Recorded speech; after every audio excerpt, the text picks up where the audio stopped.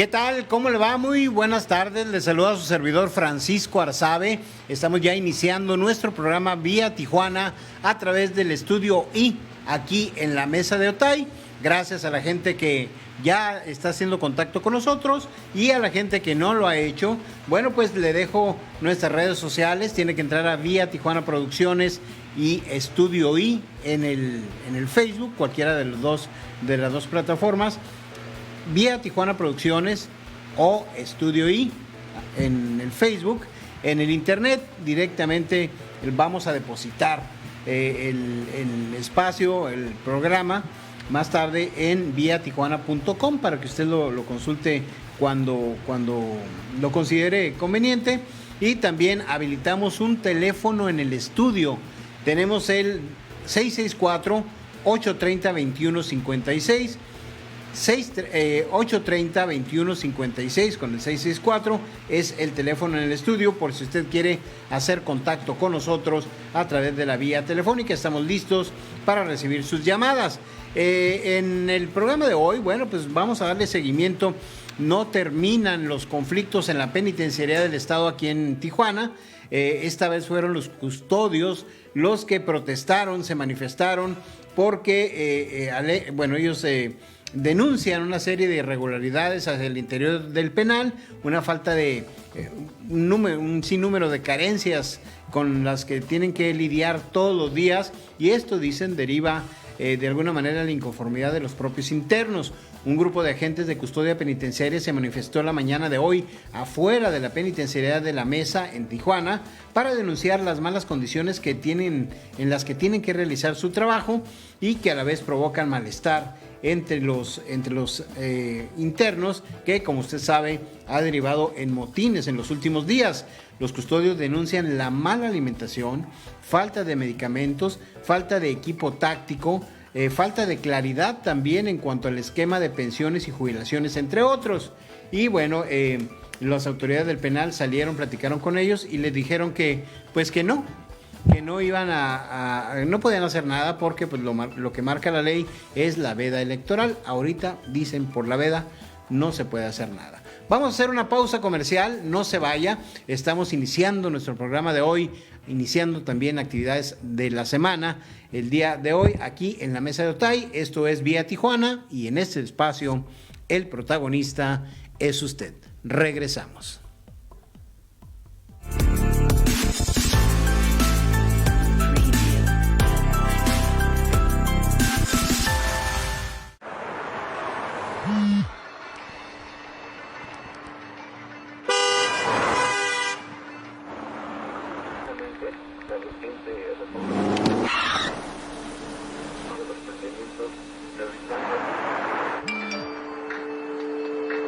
Contestar toma solo un instante. Un accidente puede ocurrir aún más rápido. No arruines tu vida ni la de los demás. Secretaría de Salud, Gobierno de la República.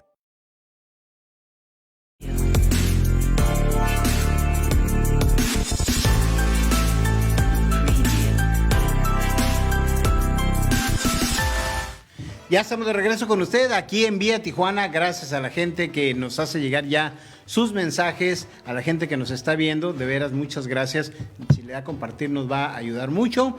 Y bueno, pues ya está cada vez más cerca, se habla de que el próximo miércoles iniciará en Tijuana la vacunación masiva. Tere Rábago ya está con nosotros y nos tiene todos los detalles. Tere, buenas noches. Hola, ¿qué tal? Muy buenas noches a todos. Bienvenidos a Vía Tijuana. Y pues sí, la información ahorita va relacionada con las vacunas.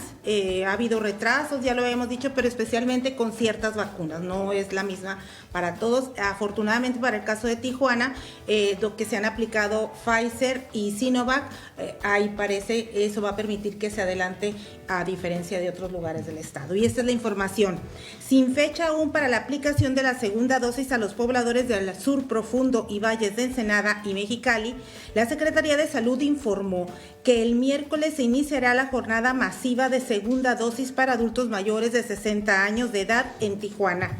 Respecto a la demora del biológico de AstraZeneca, el gobierno estatal solo apuntó que dependen enteramente de las decisiones que se toman por el gobierno federal y la cantidad de vacuna que se recibe a nivel nacional para su posterior distribución a las 32 entidades federativas. De acuerdo con la Secretaría de Salud, la fecha límite para la aplicación de esta vacuna a los pobladores del sur profundo y los valles vencen hasta el 15 de mayo, por lo que pidieron paciencia a la población para completar el esquema de vacunación contra el COVID-19. La jornada de vacunación espera superar en una semana la aplicación de más de 100,000 dosis, tomando en cuenta los municipios de Tijuana y Playas de Rosarito. La remesa recibida el pasado 17 de abril suma un total de 129,066 nuevas vacunas, de acuerdo con el Comisionado Nacional para la Estrategia de Vacunación en Baja California, Javier de Jesús Cabral Soto. Se recibieron en la base de la Fuerza Aérea Militar en Tijuana las 44,460 vacunas del laboratorio Pfizer y 85,200 de la vacuna Sinovac. Por su parte, el delegado único federal Alejandro Uribe destacó que estas vacunas servirán para continuar la segunda dosis y habrá reserva para arrancar con las edades de 50 a 59 años de edad. También hizo un llamado a los adultos mayores de 60 y más que no han acudido a aplicarse la primera dosis, que no dejen de hacerlo, con la finalidad de que estén protegidos, pues son a los que en porcentaje ha contagiado más el virus del COVID-19. Entonces, así las cosas, pues vamos a estar en espera, estar atentos al llamado de la autoridad donde se van a ubicar los módulos de vacunación. Como lo hicieron ya de manera masiva, muy seguramente va a ser de esta manera, pero ellos tendrán que hacer el anuncio. Por otro lado, el secretario de Salud, Alfonso Pérez Rico, comentaba algo muy importante. Estamos en semáforo amarillo, pero desafortunadamente se tienen que hacer ciertas restricciones y esta semana empezaron con la afluencia de gente a restaurantes, hoteles se redujeron al 50% porque el virus continúa contagiando, no se están llenando los hospitales, pero sí se está elevando el número de camas ocupadas. Entonces hay una preocupación muy latente de la autoridad. Uno, todavía estamos aplicando segundas dosis a adultos mayores, que es la población más vulnerable en esta situación. Y tenemos por otro lado que pues las vacunas van a ir llegando de manera progresiva, no llegan para todos y hay gente que aún no se ha vacunado. Entonces sí es importante que nos mantengamos alerta a las instrucciones y que nos mantengamos alertas también a los cuidados respecto a esta situación. Yo nomás quisiera hacer un comentario y te lo platicaba respecto a la polémica que generó la visita del gobernador Jaime Bonilla a un estadio de béisbol en la vecina ciudad de San Diego. La verdad, yo sí lamento. Al estadio de los padres. De los padres en San Diego.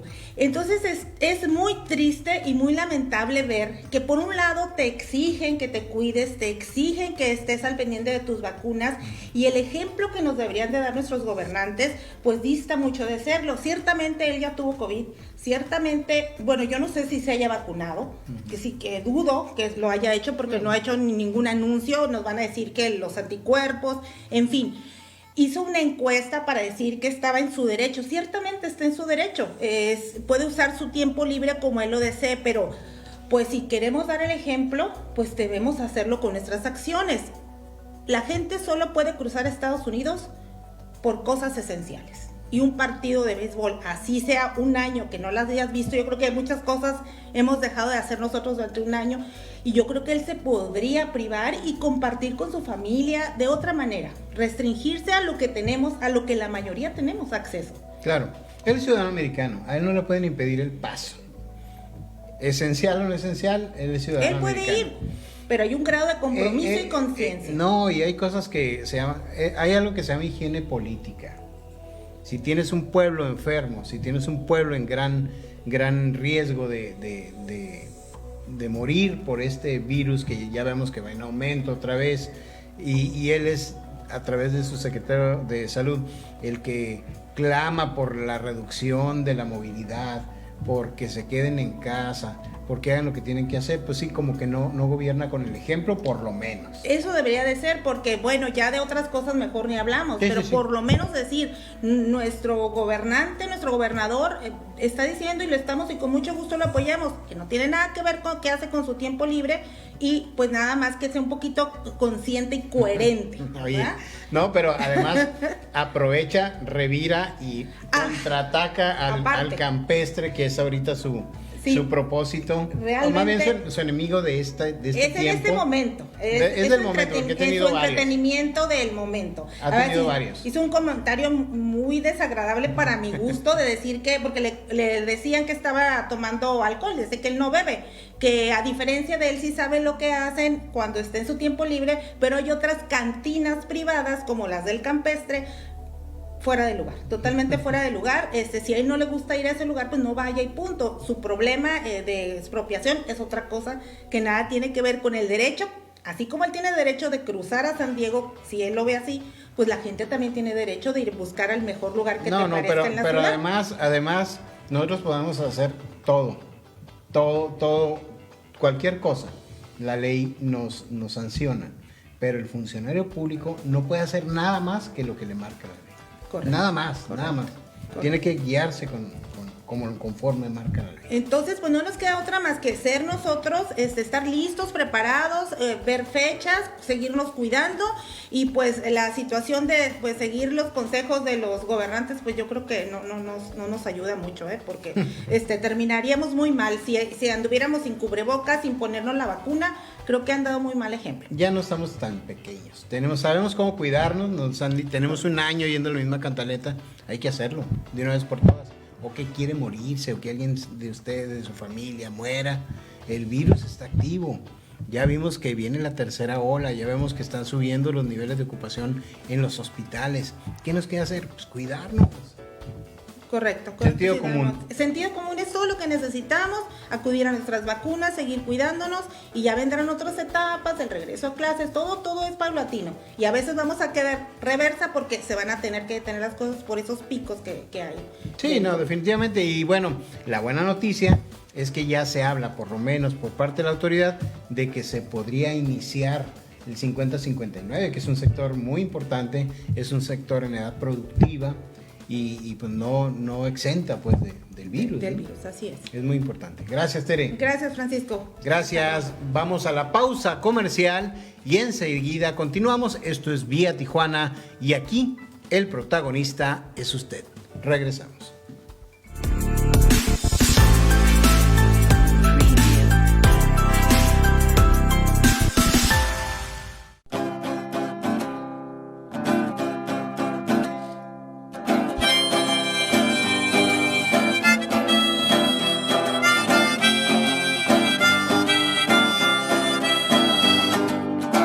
La ciudad gira y gira que gira sin poderse detener, y pasan cosas que debemos saber. Vía Tijuana es la opción, aquí donde empieza esta grande nación. Es Vía Tijuana en tu televisor. Con entrevistas, reportajes, deportes y aconteceres sociales, política y eventos culturales. Es Vía Tijuana en tu televisor. Yeah.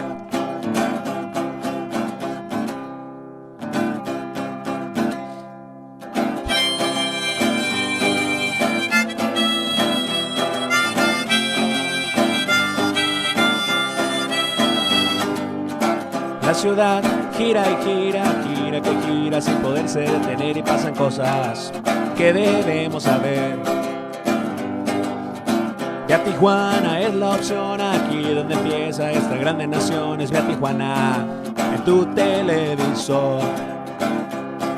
Con entrevistas, reportajes, deportes y aconteceres sociales, política y eventos culturales. Es Vía Tijuana en tu televisor. Yeah.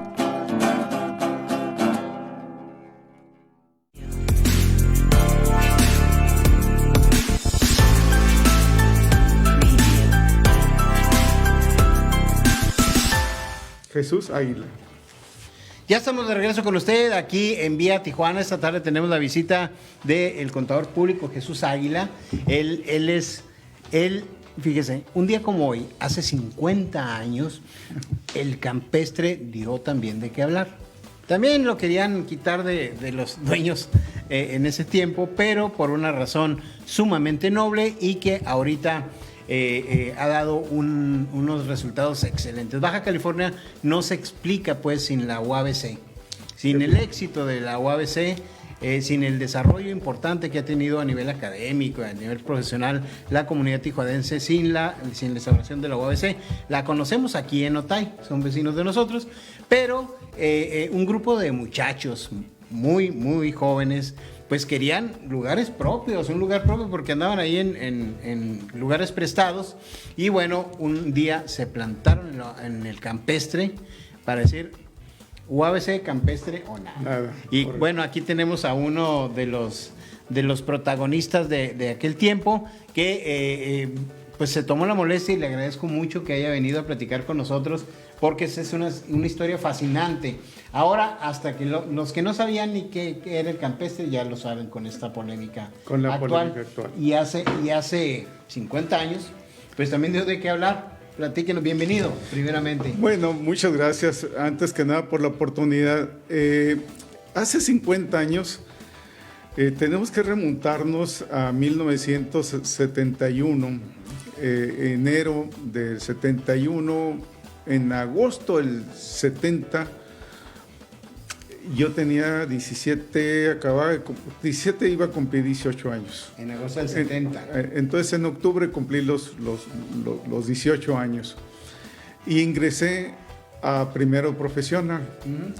Cuando yo tenía la preparatoria, estudié en la preparatoria UABC, quiero decir que era el único edificio de la Universidad Autónoma de California en la Colonia Juárez. Era el único edificio. Y en ese edificio se utilizaba básicamente para la escuela preparatoria que existía. Y existían únicamente 3 carreras. La escuela de economía, que tomaban clases en la escuela primaria Mentor Mexicano, que era una escuela primaria en mesabancos de niños. El Pensador Mexicano todavía existe en la Colonia Cacho. Y ahí nos prestaban a la escuela de economía. Y la escuela de turismo, recién creada, era su segundo año. La carrera de contador público y la administración de empresas, ocupamos las instalaciones de la preparatoria. Uh-huh. Cuando yo pensaba en la preparatoria, en el segundo año, yo estaba pensando en irme a estudiar ingeniería química. Mi sueño era ser químico para trabajar en Pemex, pero no había escuelas en la universidad más que esas 3 que acabo de mencionar.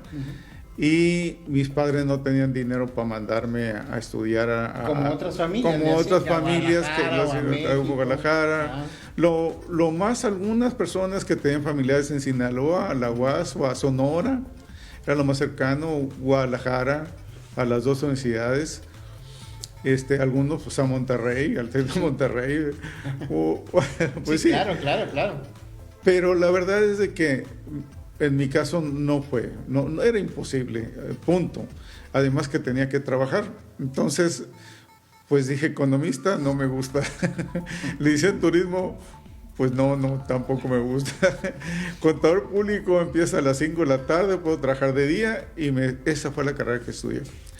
Entrando, quiero decir que yo pertenecí a una generación de la preparatoria, pues en un momento especial, porque entramos en 1968, terminamos en 1970, histórico los 2 años, pero sobre todo el 68 por la cuestión política.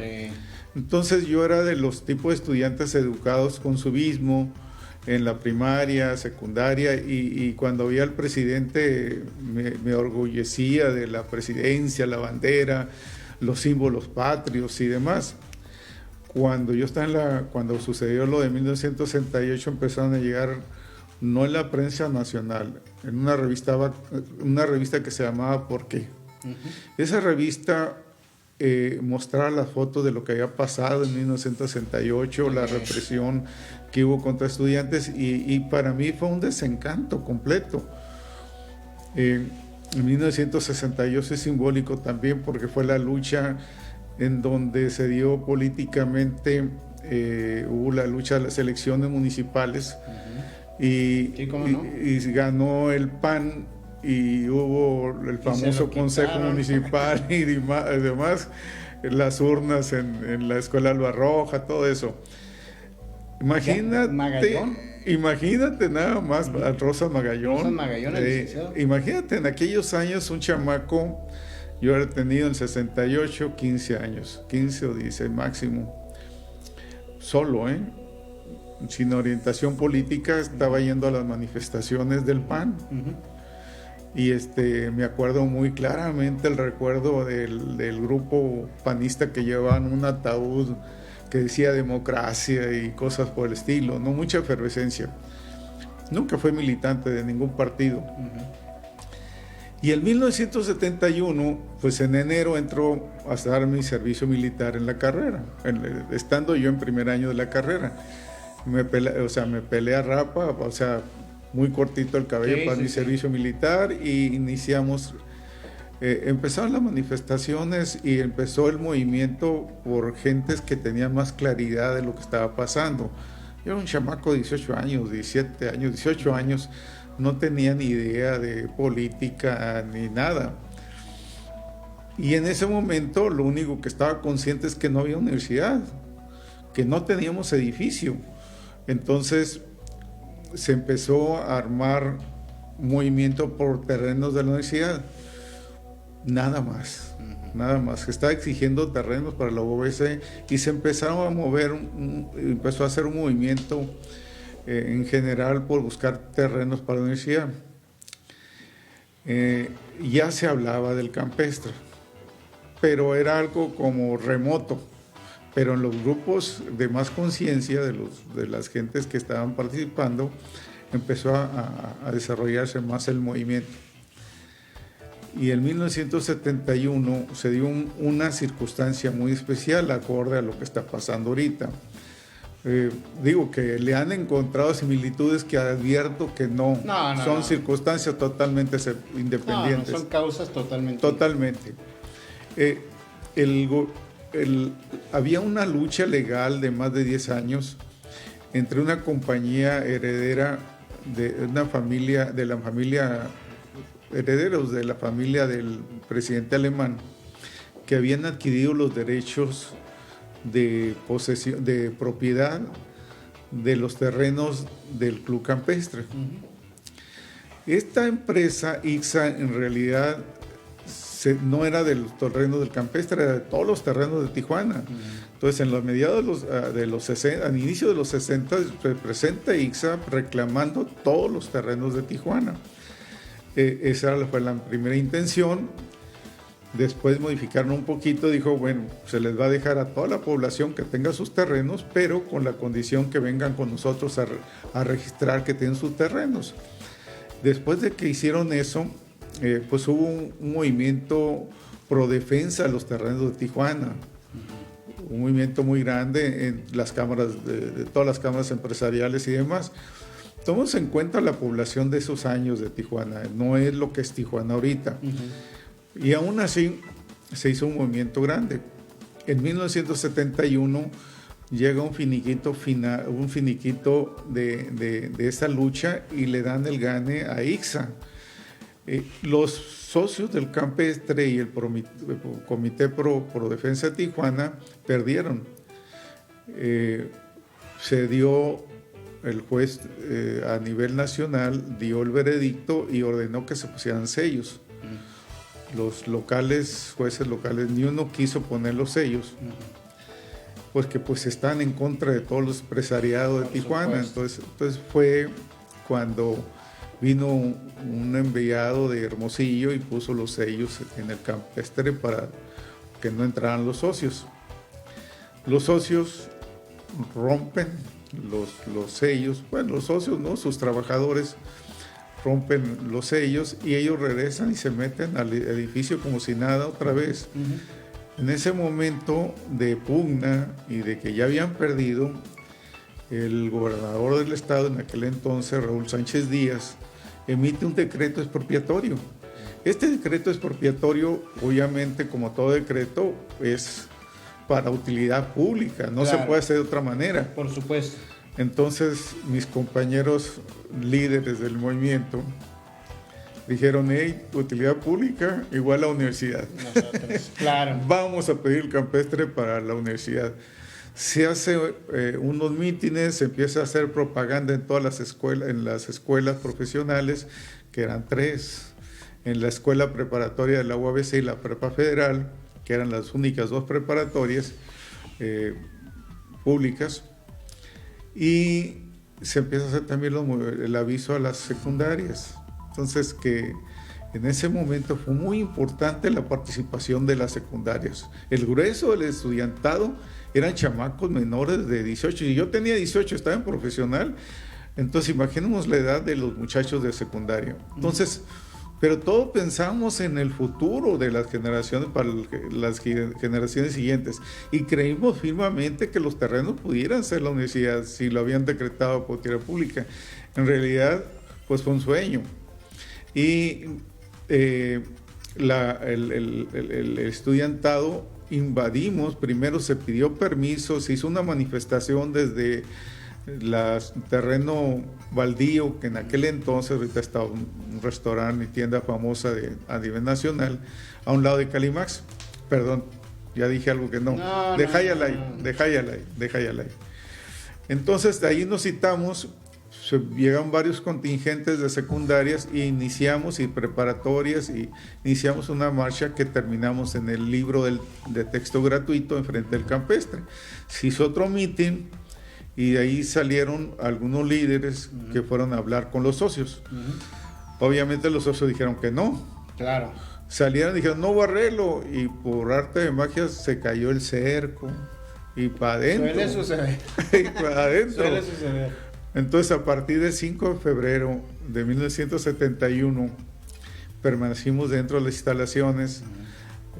Llegaron carpas, dormimos en el pasto, en las noches nos alternábamos. Hubo compañeros que realmente sí durmieron todos los días. Yo trabajaba, no me quedaba todos los días, pero cuando podía me quedaba en el día, en la noche, hacíamos guardias y demás. Entonces se inició, yo nunca fui líder, en realidad yo no fui parte del grupo estudiantil. Con el tiempo, este movimiento empezó a tomar fuerza, tuvo mucho apoyo de la población en una forma increíble. Se hacían colectas, se veían los muchachos a las camiones de pasajeros urbanos y pedían cooperachas, cantaban y les daban ayuda, se pidieron alimentos. La gente iba, las colonias se unieron y nos llevaban alimentos, sándwiches, burritos y de todo. Entonces hubo el momento, pues en la noche era famoso el café que se hacía. Había un restaurante de bocachos. Nos daban toda la noche, nos daban cenas, ¿no?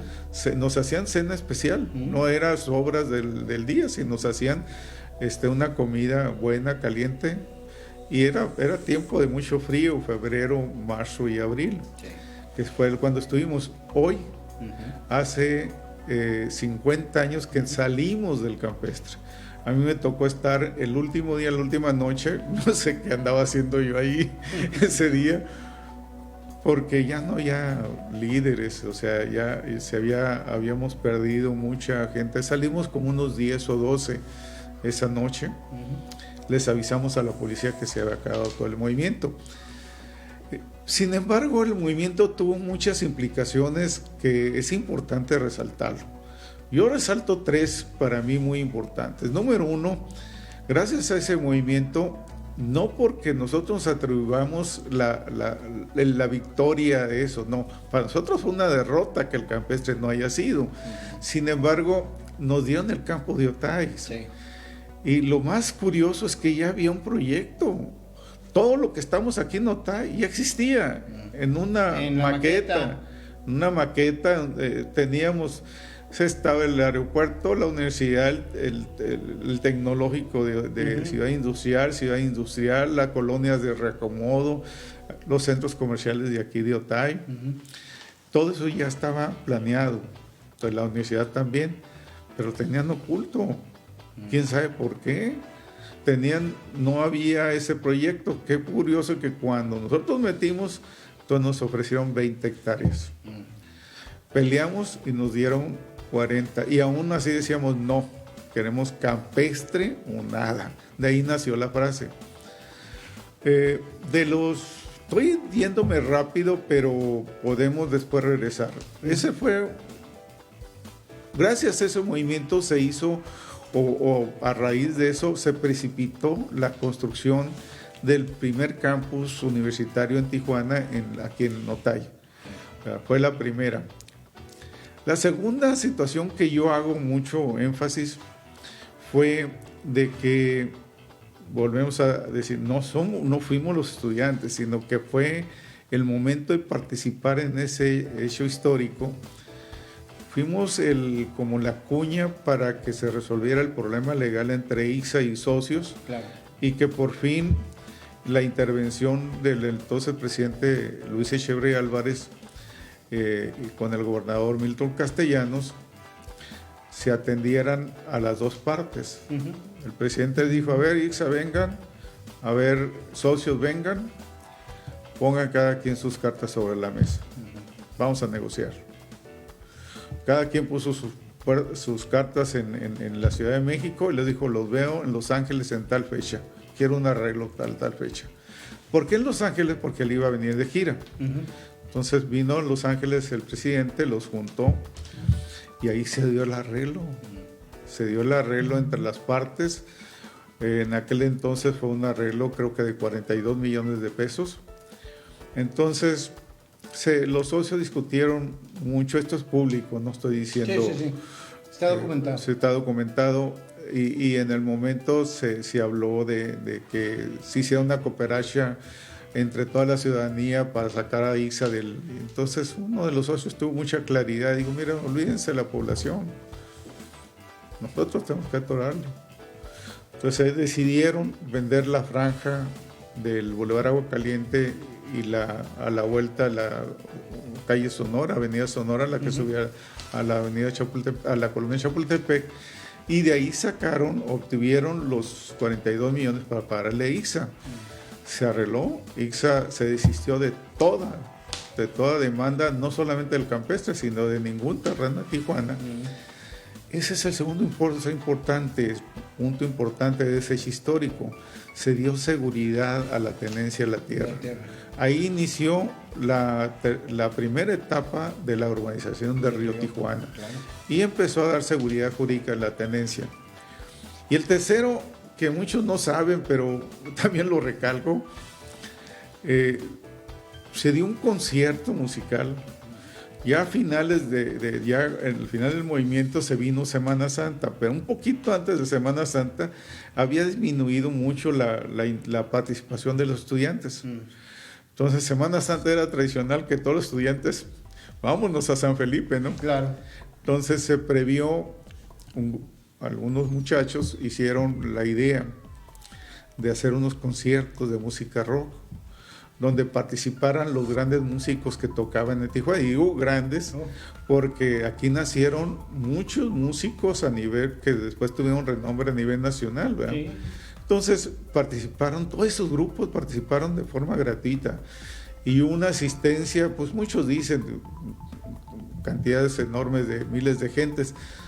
Yo le calculo que fueron entre 5 y 10 mil gentes. Habrá gentes que me darán que 20 mil, que a lo mejor no puedo estar yo equivocado. Fueron miles de gente, no solo estudiantes, sino de las colonias.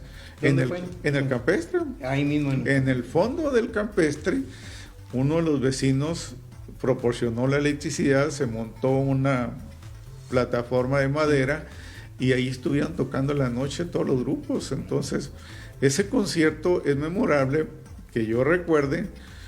No hay en el mundo otro concierto masivo entre Woodstock y Avándaro. y fue aquí en el Campestre. He buscado por todos lados fotos de ese concierto, no hay, fue en la noche, no había teléfonos celulares, Sí. Tenías que cámara y especial, no hemos encontrado, pero ahí está la memoria y declaraciones de todos los estudiantes que participaron y de los músicos, me tocó entrevistarlos, y ahí voy. A raíz de hoy, cumplimos 50 años que nos salimos, entonces estamos escribiendo un libro. Estamos de coordinadores, de copiladores de la información para el libro. Una joven licenciada en Historia, Daisy García, y yo como coordinador de este trabajo, y tenemos como unos 4 años recabando testimonios de participantes que todavía viven. Entonces las hemos documentado, la entrevista directa, y las hemos transcrito, las hemos editado. Hemos también recopilado fotografías de otras personas que nos han proporcionado fotografías de aquella época, notas periodísticas, y la asesoría del historiador Gabriel Rivera, que nos ha proporcionado material. Gabriel y el doctor Piñeira hicieron un libro de la toma del Campestre, entrevistando a los líderes. Este es un poquito más amplio, porque estamos entrevistando a líderes y no líderes. Claro, participantes, y participantes, y que dieran su punto de vista. Por supuesto. Y afortunadamente logramos que más de 45 gentes nos han dado testimonios, entre ellos los líderes del PAN, del PRI de aquella época, de las juventudes priistas, juventudes panistas, de los partidos comunistas, juventudes comunistas, y que fueron un motor importante en ese momento. No porque sea comunista yo nunca he pertenecido a ningún partido, pero hay que reconocer que las fuerzas eran muy activos en ese tiempo, claro. Eran muy participativos. Y estamos a punto de terminarlo, no hemos querido hacer el cierre final porque hemos estado logrando unas fotografías y notas periodísticas increíbles, y quisiera uno juntar todo en ese libro para darle un testimonio más certero, ¿no?, al lector. Lo hemos organizado cronológicamente por eventos, aunque fueron casi 3 meses que estuvimos ahí. Lo estamos haciendo de una forma ordenada para que el lector le tome saborcito, ¿verdad? Claro. Y lo que afirma alguien esté en una fotografía. Dice esto y luego está la fotografía. Y hay que tomar en cuenta que cuando hemos estado entrevistando a algunos compañeros, por ahí alguno de mis compañeros dijo, no, y teníamos rodeado del ejército, y le dije, mira... Ese era otro movimiento. Sí, le dije, mira, todo lo estoy grabando y lo vamos a hacer, tú dime. Nadie me ha dicho que estuvo el ejército ahí. Como institución, no, nunca fuimos amenazados del ejército. Sí había algunos elementos por ahí que uno no miraba y que decías, no, claro. Puede ser de inteligencia. Además, Riva Palacio era policía, Raimundo Riva, y él documentó todo eso, que sí, Rodolfo Riva Palacio. Hace 10 años, un poquito, 11 años ya, falleció José Negrete Mata. Era el líder más visible del movimiento, una persona con mucha claridad política y mental, muy mesurado.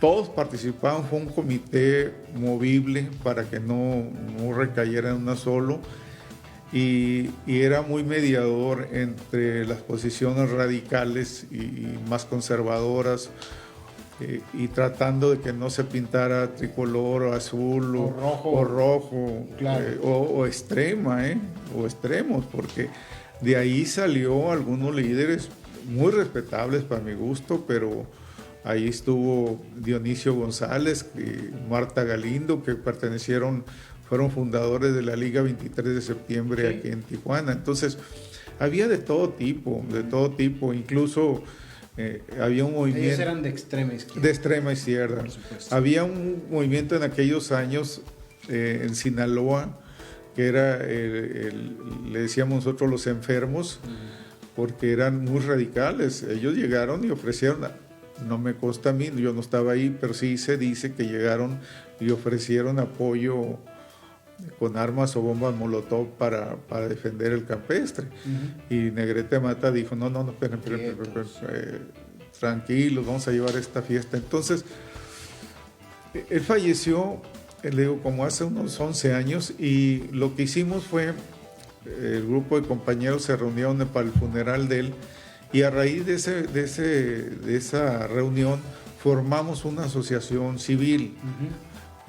Nos juntábamos y empezamos a ver la posibilidad de juntarnos y hacer dos o tres cosas en memoria de este movimiento. Uno era hacer un monumento en la universidad. Ese monumento no se ha dado. Los diferentes rectores no nos han aceptado que se ponga ese monumento en el campus de Otay por X o Y razón. Claro. No queremos juzgar. No perdemos la esperanza que se haga. Que se haga. Y la otra, hacer un libro. Entonces, de ahí empezó la idea, y después, pues, encontrar la forma, y todo esto fue ya lo que estamos formando, y que proporcionamos la idea de que fuera tipo relato, y que cada uno comentara, que buscamos los comentarios. El primero que nada más fueron los estudiantes de aquella época, con ciertas inclinaciones más de izquierda. Luego dije, no, esperen, pues hay que escuchar a todos. O sea, y incluso a los socios. Claro. O sea, los socios yo creo que jugaron un papel determinante. Yo digo, en su momento decíamos los socios del campestre, la gente más rica de Tijuana. Pues sí, ¿por qué? Por las razones que quisieran. Sigue siendo, pero además... Pues sí. Ellos fueron los beneficiarios. Por los beneficiarios, ¿verdad? Ustedes fueron como el instrumento. Al final de cuentas, ¿no? Al final de cuentas fuimos la cuña para que se resolviera esta situación.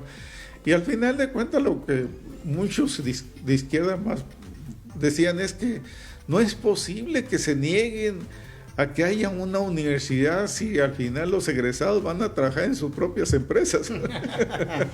Y cosas por el estilo, ¿no?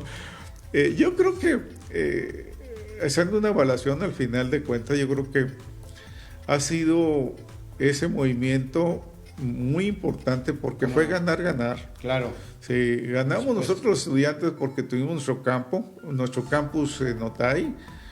Después fue importante por desarrollo de terreno de la seguridad jurídica. Claro. Y los socios tuvieron su campo deportivo todavía hasta la fecha. Entonces yo creo que no le veo más que un movimiento exitoso. Claro. Para todas las partes. No hubo ninguna represión directa, fue cordura del gobierno, mesura de no agravar más el asunto. El 68 estaba muy reciente. Muy reciente, y después, 3 meses después, el halconazo. ¿Cómo? Después de lo del campestre, de abril a junio. No, en junio fue el halconazo. Entonces, y luego nacieron de ahí por la extrema izquierda, las guerrillas que se dieron, tanto urbanas como las campesinas que se dieron con General Vázquez. Y la guerra sucia por parte. Y la guerra sucia. Claro. Entonces, todo eso eran épocas muy revueltas, ¿no? Muy revueltas.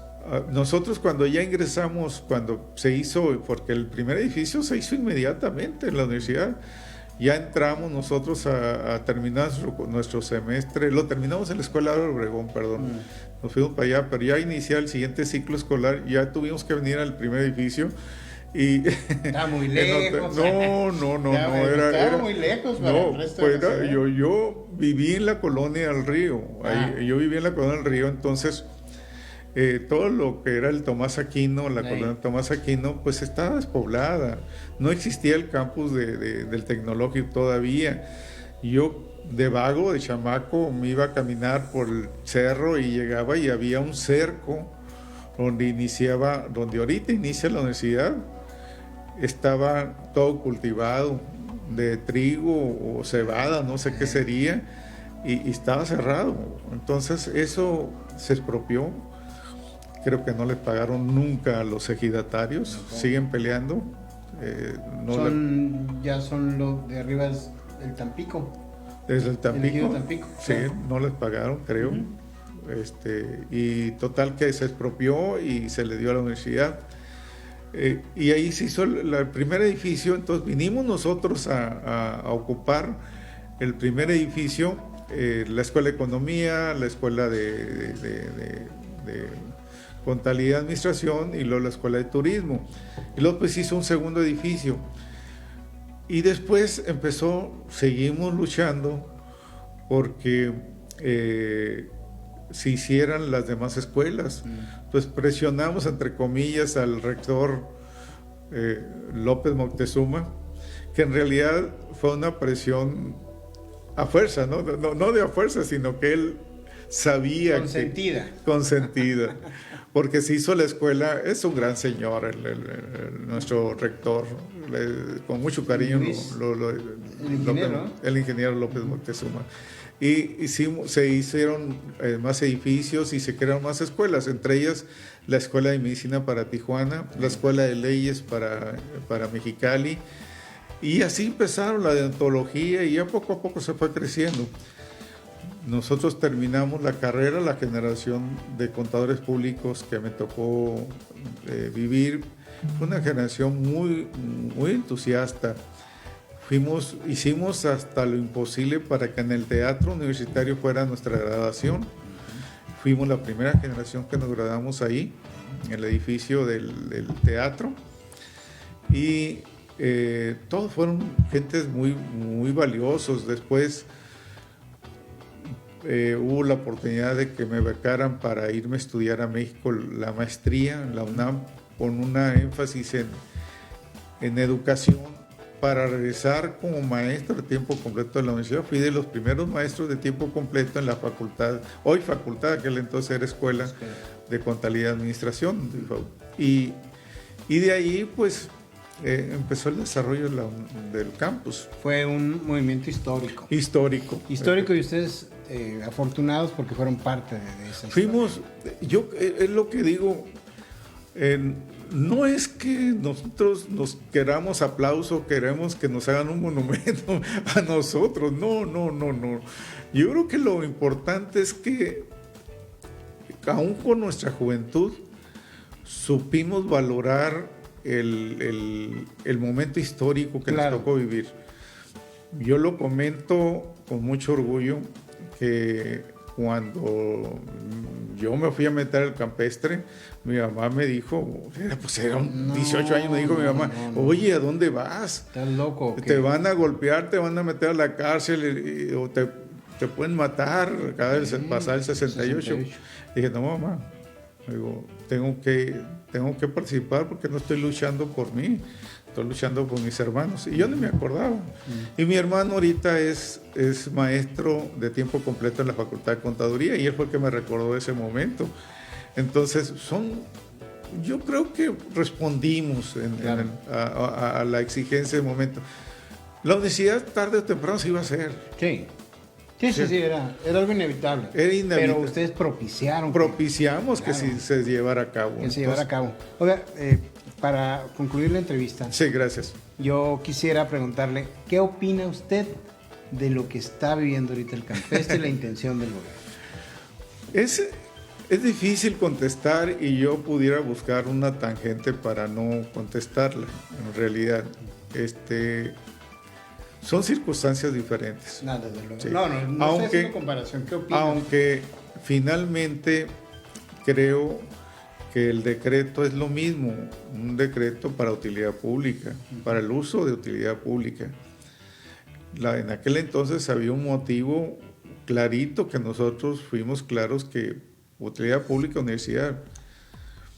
Yo creo que si nosotros analizamos, debemos analizar cuáles son las intenciones o el trasfondo de todo esto. No lo conozco, no sé la intención, no sé las intenciones del gobernador al tratar de hacer esto, y es entrar en conjeturas que yo creo que no es prudente, ¿verdad? Pero ya... Él ha sido claro, él ha dicho que ante la falta de áreas verdes, el campestre... Sí, correcto. Y esa es la razón, que Sí, él esgrime. sí, no, y está bien, o sea, vamos, si nosotros dijéramos, lo evaluáramos, diríamos, tiene razón el señor, nada más que todas las colonias de Tijuana, ni una tiene áreas verdes. Ni placita, nada. Nada, ni un Claro. parquecito, ni siquiera, y los parques que están muy descuidados, están muy... Entonces, yo creo que se ha hablado, no sé por dónde leí, que hablaban de un parque tipo Parque Morelos por allá en el este de la ciudad. Un bosque. Y yo creo que ahí sería muy interesante que se hiciera un parque, me acuerdo del Teniente Guerrero. Un gran bosque de la ciudad. Porque hay terreno disponible, porque se le puede invertir. Pero acá se me hace que, pues, no porque me ponga en contra, sino simplemente se me hace un poco, ¿cuánto va a costar? Mejor agarrar e invertirlo en áreas verdes, áreas, parques y demás en toda la ciudad. El gobierno del estado no lo tiene el dinero para destinarlo a esa situación. Creo yo que no lo tiene, no sé, no conozco las finanzas del gobierno del estado. Y por otro lado, si un pleito con ISA duró más de 10 años, yo dudo que vaya a durar esto el tiempo que va a durar el gobernador. No sé, no, se me hace muy prematuro, a menos que haya otra intención. Y esa otra intención es la que digo, la verdad no me quiero meter en conjeturas. Está muy en la oscuridad. Sí, yo creo que deberían en verdad crearse un plan en donde involucren a toda la sociedad. Yo pertenezco al Club de Leones, Sí. a un Club de Leones de Otay, y entre las metas que se tiene el Club de Leones es la conservación del medio ambiente y cultivar árboles y demás, plantar árboles. Hemos plantado árboles aquí en Otay, en la preparada del Cebatis, que está enfrente del campus del tecnológico, plantamos unos arbolitos, hemos ido a otras preparatorias a plantar, y cuando involucras a los estudiantes y a la población, la gente responde. Sí, mira, a los mismos estudiantes, pues planta el arbolito y riégalo, cuídalo, es para ti, ¿verdad? Y yo creo que toda la ciudad merece eso. Y luego buscar el abono. Claro. No es fácil. No es fácil. No es fácil. Y yo creo que el mantenimiento del club campestre, preguntan a los socios cuánto cuesta. Así es. Entonces, Claro que no permanecería como club campestre, o sea, se rediseñaría para parque, ¿no? Sí, no tendría las mismas exigencias que tiene. No, yo sé que ya no harían bailes de debutantes y cosas de esas, ¿no? pues yo diría que al revés, ¿no? Ahora va a ser más. Pues rentar las pero va a ser instalaciones, públicas. ¿verdad? Rentar Así las es. instalaciones y que produzca. Yo soy contador y yo pienso en dinero, yo Así pienso es. en lo que puede hacer. Debes y todo. haberes. Sí, debe y haber, Claro. en todo, y lo que es la producción de dinero. Yo creo que se tiene un beneficio por un área verde, pero yo creo que hay ciertas cosas que, no sé, los socios han argumentado mucho de eso, sus torneos a nivel internacional, la imagen. Pues, entonces, claro, no. o sea, yo creo que no es tan fácil, o qué alternativa hay. Exactamente. Gracias por la entrevista. Al contrario, Como siempre, muchas gracias. Es un placer platicar con usted. Gracias, muy amable. ¿eh? Muy Gracias, amable. profesor. Y éxito. Esperamos el libro. Y ahí viene Poilla, un francés en Baja California. Muy bien. Vamos a la pausa comercial, no se vaya. Esto es Vía Tijuana y aquí el protagonista es usted. Regresamos.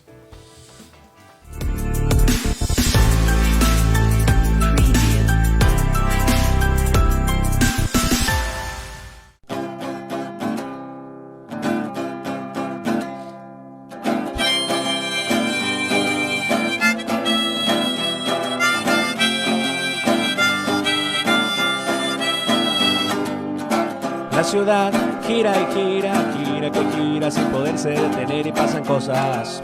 que debemos saber. Ve a Tijuana, es la opción, aquí donde empieza esta grande nación. Es Ve a Tijuana en tu televisor. Con entrevistas, reportajes, deportes y aconteceres sociales, política y eventos culturales. Es Ve a Tijuana en tu televisor. Yeah.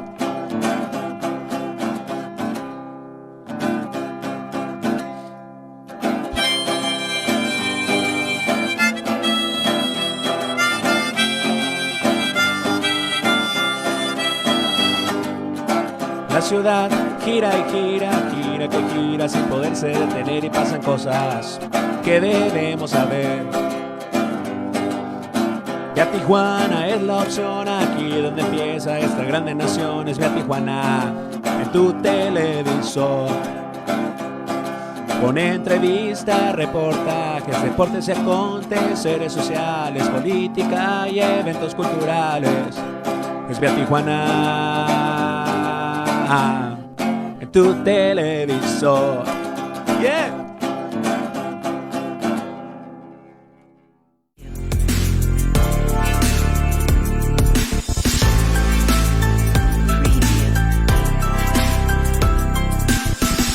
Ya estamos de regreso con ustedes aquí en Vía Tijuana. Pues sí, es apasionante toda esta historia del campestre y el movimiento estudiantil que se dio en aquellos años de mucha efervescencia política estudiantil. Aquí Tijuana no fue la excepción. Desde luego que las aguas no se salieron del cauce y no tuvo un desenlace sangriento como en otras partes de México, en particular en la Ciudad de México. Y bueno, pues ahora tenemos todavía campestre, los socios, los que son socios, y desde luego tenemos las magníficas instalaciones de la tan llevada y traída universidad, porque en términos de dinero, vaya que han visto las de Caín, los de la universidad. Y bueno, gracias a la gente que nos hace llegar sus comentarios o que nos pone que lo están viendo, al ingeniero Juan Cabuto, también a Omar Navarro, Ana Luz Sánchez, gracias Ana Luz, Gabriela Díaz, gracias Ana Luz, Omar Cabuto, a José Gabriel Rivera Delgado, nuestro amigo historiador que prometió estar el viernes aquí con nosotros, a Gloria Ochoa también, a Adolfo Calete, a Abraham Sarabia, gracias, a Eligio Hernández, desde luego nuestro cómplice en este proyecto, Eligio Hernández, y bueno, pues gracias a todos ellos por participar con nosotros aquí en Vía Tijuana. Y bueno, hubo un debate de candidatos, estos encuentros entre candidatos, pues no siempre los vamos a ver a todos, por eso es importante este debate. Desde luego que pues son muchos buenos deseos, me parece, y pocos detalles del cómo. Se dice el qué, pero el cómo es el problema de todos los políticos y de todos los gobiernos, y efectivamente sin especificar cómo se obtendría el dinero para los proyectos que impulsan desde sus plataformas políticas, fluyó este primer debate entre los 7 aspirantes a la gubernatura del estado, donde el punto más álgido, desde luego que, pues, imagínense, la falta de certeza jurídica en la propiedad privada, mientras que la candidata oficial al gobierno del estado, usted la conoce, pues ella, Marina del Pilar, pues eludió debatir. Desde luego es la posición tradicional de un candidato puntero, y bueno, el encuentro tuvo una duración de casi 2 horas. En el principal tema, el tema que los convocó fue el desarrollo económico. Este ejercicio realizado la noche de ayer, organizado por el INE, por el IE, Instituto Estatal Electoral. El primer candidato en tomar la palabra fue Jorge Alcibiades García Lizardi, este hombre poco conocido, pero un viejo lobo de la política. Él milita y dirige el Movimiento Ciudadano. Él ofreció un gobierno que no estorbe y que sea un facilitador. Dice que establecerá un plan de infraestructura e invertirá 7,000 millones de pesos de manera anual. Hizo un llamado para terminar los gobiernos de ocurrencias y de inexperiencia en la toma de decisiones y de gobierno, ya que él conoce los problemas de Baja California y sí sabe cómo resolverlos. Además de que hay que buscar la unidad de los baja californianos. En este caso, este hombre 7,000 millones de pesos de manera anual. No dijo cómo, nada más dijo que pues, los iba a invertir. Guadalupe Jones, usted la conoce, la Miss México, esta mujer que ahora va por la coalición Va por Baja California, que integran el PAN, el PRI y el PRD, expuso que regresará la certeza jurídica a las inversiones, ya que la presente administración ha puesto en riesgo la propiedad privada, y además dijo que impulsará la creación de un tianguis industrial. Solicitó a los bajacalifornianos que escuchen muy bien a Marina del Pilar, su contrincante, ya que seguramente defenderá la política del actual gobernador Jaime Bonilla. Expuso que hay 3 opciones para los bajacalifornianos: los candidatos con buenas intenciones o malas, la candidata que tiene un récord de más abandono, ya que eso sí, es hacer historia, dijo. Marina dice, date cuenta que tus jefes solo quieren que les cubras las espaldas. También encuentra una candidata ciudadana cercana a la gente como es ella, señaló. Y bueno, por su parte, Jorge Hanron, usted lo conoce, él va por el partido Encuentro Solidario, comentó que se requiere de la instalación de plantas desaladoras en el estado, así como limpiar las que ya se encuentran en la entidad, con el fin de que haya agua suficiente para los bajacalifornianos. En Baja California, dijo, está quebrado, por lo que hay que gastar bien el dinero, ya que en el último par de años no ha visto obra pública. Y bueno, cerró su participación diciendo que se enfrentan a una elección de estado, por ello es necesario que todos salgan a votar el próximo 6 de junio. Se tiene de él una leyenda negra, pero retó a que encuentren a alguien a quien no le haya cumplido. Así las cosas, así está este asunto. Por su parte, la candidata de la coalición Juntos Haremos Historia en Baja California, Marina del Pilar, la candidata puntera, ella aseguró que el presidente de la República ama a Baja California. Dice, con el talento de los bajacalifornianos va a impulsar la música, la cerveza artesanal, los vinos, el cine, la gastronomía, todo en la alianza con los empresarios y las asociaciones civiles, así como las universidades. Invitó a que el 6 de junio se consolide la cuarta transformación y que trabajará de la mano con el presidente de la República, por lo que hay que evitar que regresen los malos gobiernos al poder. Carlos Atilano, del partido de Baja California, mencionó que el actual gobierno ha dejado 10 millones de pobres más. Destaca que la obra pública es la que detona la economía, aprovechar su vocación turística, y el gobierno del estado fusionó esta actividad en la Secretaría de Economía para beneficio de sus amigos. Destacó que hay alianzas que antes parecían impensables para regresar al poder, por ello Morena por una nueva esperanza, pero salió mucho peor, dijo, peor que los partidos anteriores. Jorge Ojeda, él es el candidato de Fuerza por México, destacó que la educación es la base para salir adelante, por lo que construirá centros comunitarios donde se les dará información a los jóvenes que quieren hacer de Baja California una empresa socialmente responsable, rentable y con inclusión social. Por su parte, Victoria Bentley, ella va por redes sociales progresistas. Ella cuenta con una experiencia de 33 años en el servicio público, ya que es ex empleada municipal jubilada y conoce a detalle el presupuesto público.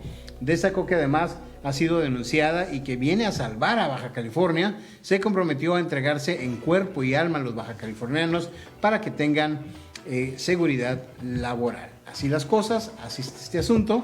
Y bueno, pues son, digamos que es un primer encuentro, un primer amague de las posiciones de los candidatos. Tere, ¿qué sabor te deja este debate?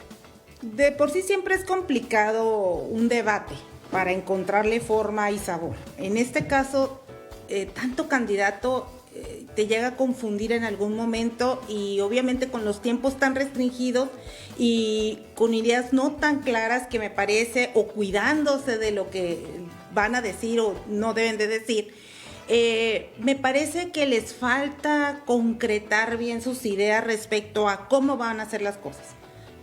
Sí, me parece muy bien que van a apoyar el campo, van a apoyar a los empresarios, pero no dicen cómo. Son todo lleno de buenas intenciones. Alguno que otro se lanzó sobre la candidata puntera, como era de esperarse, y pues le reviraron todos los comentarios escasos, me parecieron, porque tenía mucho que decir, porque pues es diputada, viene de una presidencia municipal de la ciudad que es capital. Creo que pudo haber dicho más y guardó silencio. Y la tónica creo que va a ser así, porque como comentábamos hace un rato, pues pocos serán los debates en los que participará. Entonces, como arranque me parece bien, porque te das una idea más o menos por dónde va el asunto de las propuestas, que no están muy aterrizadas, pero conforme vaya avanzando la campaña, probablemente ya tomen ideas más claras. Creo que ayudó un poco los moderadores, digo, no a todos nos gustan, pero creo que de alguna manera sí motivaron a los candidatos a hacer otros comentarios o a revirar respuestas de sus contrincantes. Pero creo que en cuanto al formato lo pueden mejorar y creo que los candidatos pues deberían de dar un poco más. Sí, definitivamente. Sí, un común denominador de ese primer encuentro desde mi perspectiva es la pobreza de propuestas. Nadie se sale del guión. Todo el mundo que agua para los bajacalifornianos, que cerveza artesanal, por Dios, o que educación, pues eso ya lo sabemos. El asunto es cómo innovar para hacer más con menos. Y además de que venimos de una pandemia, sí, que la mencionaron y la explotaron, pero para atacar al gobierno actual, pero no vienen y dan una solución. Ok, respecto a este problema que nos dejó la pandemia en economía, en el comercio, en las escuelas, no hay nada, no, claro. Nadie dice esta boca es mía, sí, y yo me voy a ir por esto. Y además, ellos, el que gane se va a sacar la rifa del tigre. Porque si gobernar un estado como Baja California es difícil en condiciones normales, salir de pandemia, es decir, reconstruir la economía y todas las actividades que al final de cuentas dejan el sustento para los bajacalifornianos, no va a ser cosa fácil. Se va a requerir más que cerveza artesanal y cosas de esas. Sí, se fueron muy suavecitos. Sí, se fueron muy por encima. Y sobre todo la candidata del partido oficial, ¿no? Por supuesto. Ella no quiso tocar más temas, pues sí la bombardearon con ataques, que ya lo sabemos que por ahí va a ser. Por supuesto. Pero eso también hace perder tiempo de las posibilidades y escaso tiempo que tienen para dar sus propuestas y convencer. Porque finalmente yo creo que un candidato te tiene que convencer, porque de promesas estamos llenos y todavía las podemos ver aquí esperando. Y luego llega el gobernante y hace otra cosa que ni nos ofreció. Entonces yo creo que ahí tenemos que estar nosotros como ciudadanos muy atentos a qué dicen y qué hacen. ¿Qué dicen y qué hacen? ¿Quiénes son, qué han hecho y qué quieren hacer? Correcto. Es muy, muy importante. Gracias, Tere. No, gracias, desde luego, de todo lo que aquí se diga, la mejor opinión es la de usted. Vamos a la pausa y enseguida continuamos.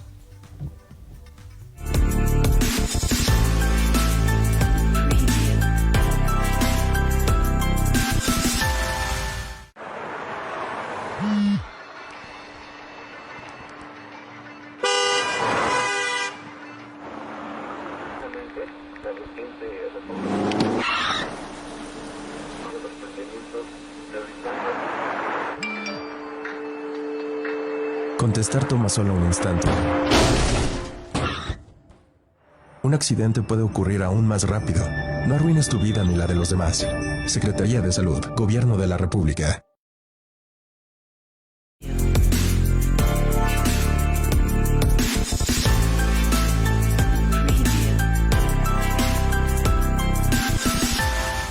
Ya estamos de regreso con usted y es momento de escuchar nuestra sección La Filosofía y Usted.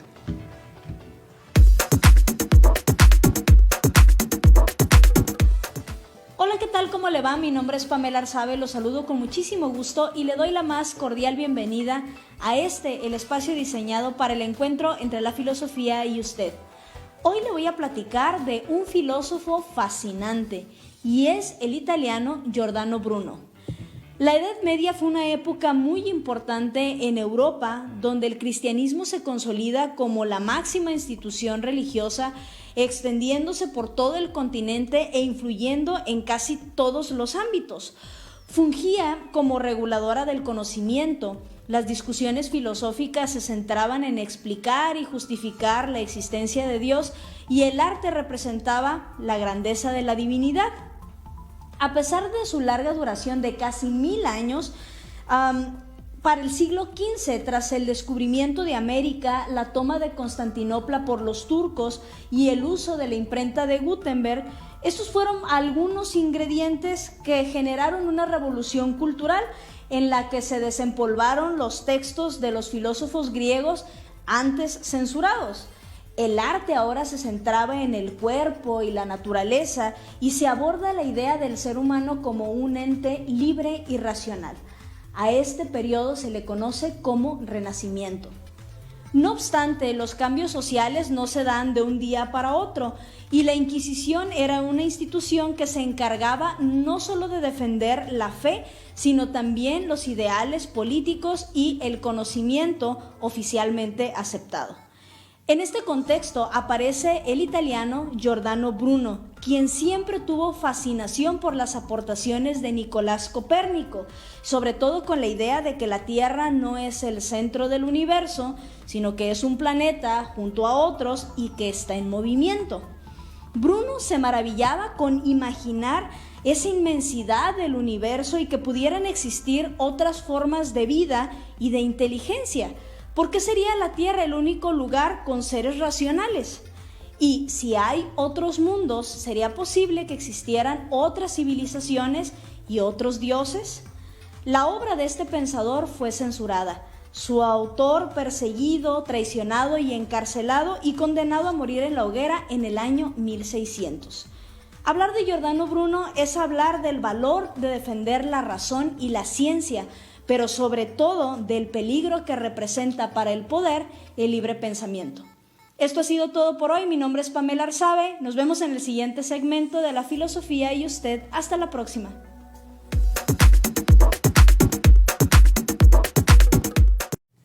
Y hasta aquí llegamos con nuestra edición de hoy de Vía Tijuana. Esperamos haberlo servido. Gracias, de veras, gracias a todos los que nos hicieron el favor de acompañarnos. Nos volvemos a ver, nos volvemos a encontrar, si usted lo quiere, el próximo miércoles en punto de las 7 de la tarde. Y bueno, mientras tanto, pásela bien, sea feliz, que al cabo es totalmente gratis, y nos esperamos aquí en Vía Tijuana. Nos puede ver en Vía Tijuana Producciones a través de la página de Estudio I, o más tarde en viatijuana.com, además del teléfono en el estudio, si usted lo quiere tener, por si algún día quiere hacer contacto con nosotros, es el 664-830-2156, aquí en la mesa de Otay. Buenas noches.